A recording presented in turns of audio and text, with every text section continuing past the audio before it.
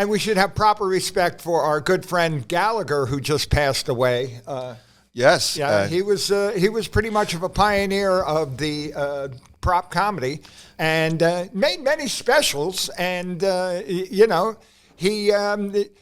he'd set up for me and Carrot Top, and I want to thank him and have give him a proper respect. Oh yeah, you think about the prop comics. Him, Carrot Top, Bill Bixby, you, Dan Rather. It's a neat. Dan Rather. Wait, you mean Dan Rather from CBS? Okay, no. All right, so. The best part about Gallagher is if you read he had 27 Showtime specials. The best part, though, if you read about it, read the comments and stories off stage. His offstage antics were incredible. Like this, he was a character off stage as well as on stage, and there's been reports that oh my God, that for the last couple of years he's just been because he's had tax troubles. Was it tax troubles? Oh man, yes. And he was riding around, going to different comedy clubs, and he would just show up with the Sledge-O-Matic and a bunch of Hawaiian shirts that he bought at Goodwill. Oh, it was brutal because on ETV years ago, they had the rise and fall of Gallagher, and it was very interesting. But he took a comedy class in the early '70s, taught at a Sherman Oaks Community College, taught by George Carlin. Okay, and in the audience was Gallagher, Bill Kirkenbauer, and Will Shiner, who Letterman loves. Will Shiner. Will Shiner is very funny. Yeah. But these are guys who became kind of popular, and then he kind of faded away a little bit. But Gallagher started doing that. But in the 90s, I guess, on ETV, they did a profile about he went bankrupt. Like I think he went through bad divorces. But they showed him having an auction at his house of all the props he had on his Showtime special. Where was I? Right? Oh, there's no way. He had a prop. He had a big wheel the size of a U-Haul truck. It was 3 plastic tires and a trampoline and giant Gallagher heads and it was. He went through a bad divorce. It was just brutal, but. He used to make his own props. He was sort of a carpenterish sort of handyman guy, and he would make. I remember my favorite prop that he had. He had a top hat that had a train running through it. Oh, that's neat. Like, this is my train of thought. I'm on the right track. I pull my freight. I'm wearing this for some locomotive. He would and actually build his props. Which I have never done. I have never, I just get things out of the trash or from a garage sale and bring that up on stage. But Gallagher was somebody who put together his props and made them very, very funny. And it was something that he constructed, which I felt that I was different from him because I would just get things, and he had a brother. Gallagher had a brother, and the brother went out as Gallagher 2. Fascinating. Yeah, Gallagher was so popular. Oh, and talk about the train that was running around in the that's the sound effect. It's a little late, but it's But Gallagher, he was so popular from his Showtime specials, and when Comedy Central first started, they were all over the place. But he was so popular that he licensed the Gallagher persona to his brother, and his brother could do the Gallagher act, but in small markets, while he was doing major cities. Well, what happened was his brother was getting a lot of work, and his was kind of waning, and they got into a big lawsuit, and it was 2 brothers that looked alike with striped shirts and mustaches. They looked uncannily alike. Yeah. I mean, as brothers do sometimes, and he was not as funny as the original Gallagher, but he, with props, he hid behind them a lot more than I do. Oh, what's interesting too is that there's several videos online if you look it up of Gallagher falling down on stage with a heart attack or a stroke, and he had like at least 3 on video. They show one. He's wearing like a white apron, but he's about to hit the watermelon with the sledgehammer, and he Sledge-O-Matic, please. Several people I know who've worked with him, that he toured as much as he could. I mean, up until like maybe a couple of years ago, maybe. But the several people I know said they went to dinner with him. And they said because of his strokes and heart attacks, he lost his swallowing muscles in his throat. So they said it was really disturbing to have dinner with Gallagher because he would chew his food like an animal. But then he had to tilt his head back and massage his throat so it would swallow it like a weird animal. I've seen videos of dogs that can't swallow, and they have a chair. So dogs have to eat sitting up so they can swallow properly without choking. Well, I said Gallagher had to do that. But Wid told me something interesting about the Rascals Comedy Club and Gallagher with his Sledge-O-Matic giant wooden sledgehammer. One time, Rascals used to be the premier comedy club. They started West Orange. They had one in Cherry Hill, all around, and probably in other places that markets I didn't know.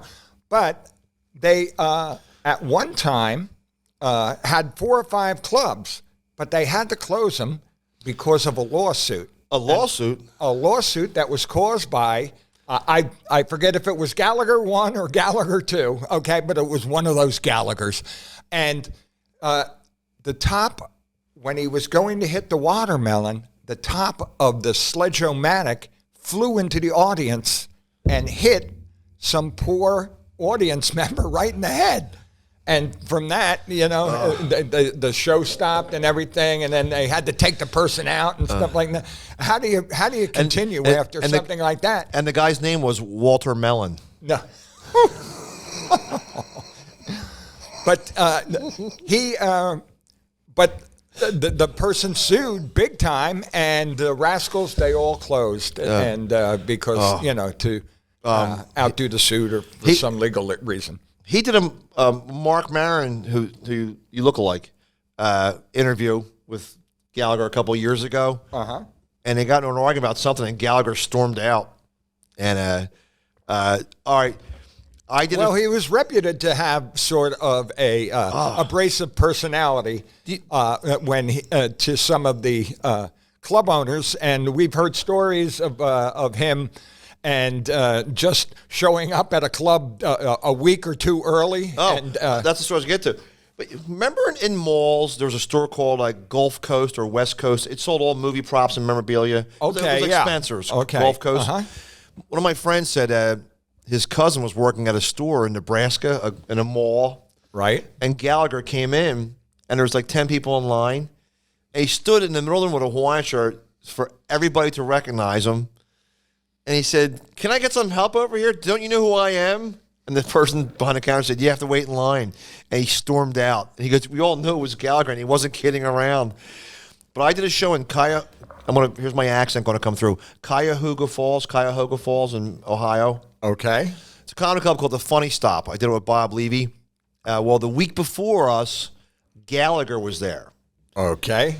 And the owner is an Iranian gentleman, real nice, funny character. He curses more than he said the F word more than I've ever heard in my entire life. Okay, what's that, Frankfurter? Yes. All right.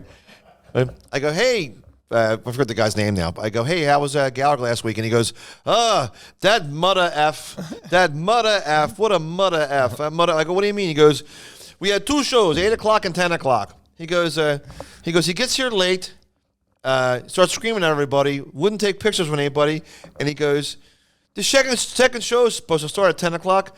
The mother F is still on stage from the 8 o'clock show, and the mother F didn't smash one thing with that mother F and wooden sledgehammer." And he's going, "The mother F." And he said mother F a million times.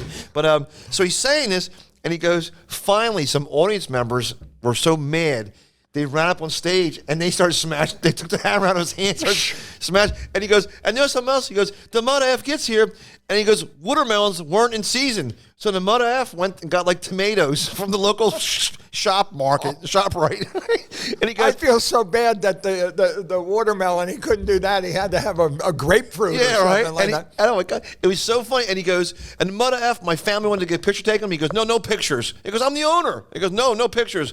And he goes, "And the mother F?" I go, "Yes, the mother F." And he goes, "It cost me $600 to get the carpets dry clean from the smushed vegetation juice on the floor."